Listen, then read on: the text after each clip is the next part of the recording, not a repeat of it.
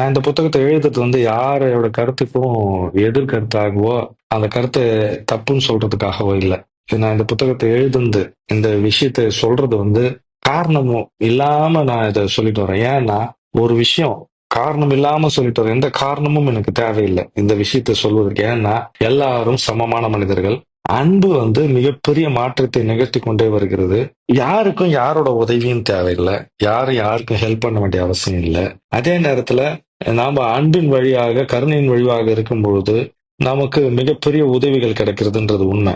இந்த புத்தகம் எழுதுறதுக்கு என்னன்னா, என்னோட பிரதர்ஸ் அண்ட் சிஸ்டர்ஸ் ஆகிய நீங்கள் எல்லாரும் ஒரே விஷயத்துல தான் நாம ரிலே பண்ணிக்கோ. எனக்கு எப்போ அன்பு தேவைப்படுதோ எனக்கு அன்பு கிடைச்சது. எப்போ வந்து எனக்கு உதவி தேவைப்படுச்சோ அப்போ உதவி கிடைச்சது.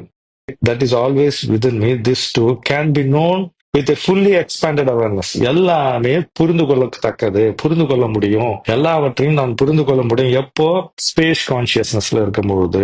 உண்மையில பாத்தீங்கன்னா அந்த பிரபஞ்ச ஓட்டத்துல அன்புக்கு மிக முக்கியமான இடம் இருக்கு. இல்ல பிரபஞ்சமே அன்புன்னு வச்சுக்கலாம். நாம அந்த வார்த்தைகளா நம்ம வர வைக்க முடியாது. ஆனா உண்மையில நீங்க அன்பு செய்த போது, அன்பு செலுத்திய போது நடக்கக்கூடிய அனுபவத்தை நீங்க வாழ்க்கையில எக்ஸ்பீரியன்ஸ்ல பார்க்கலாம். உண்மையா பார்க்கலாம். வார்த்தைகளை விவரிச்சு அனுமானத்துல நீங்க அன்பை வரையறுத்து பார்க்காதீங்க. உணர்வு பூர்வமா, உள்ளபூர்வமா, யதார்த்தமா அன்பு செலுத்தி பாருங்க. அந்த அன்பின் உண்மைத்தன்மை உங்களை எல்லாவற்றிலும் மாத்தி அமைச்சிரும். புக்ல இருக்கிறதோ இல்ல நான் சொல்றதோ இல்ல புக்ல படிக்கிறதோ ஒரு பெரிய மேட்டர் இல்ல. அனுபவத்துல பாருங்க அப்படின்றார்.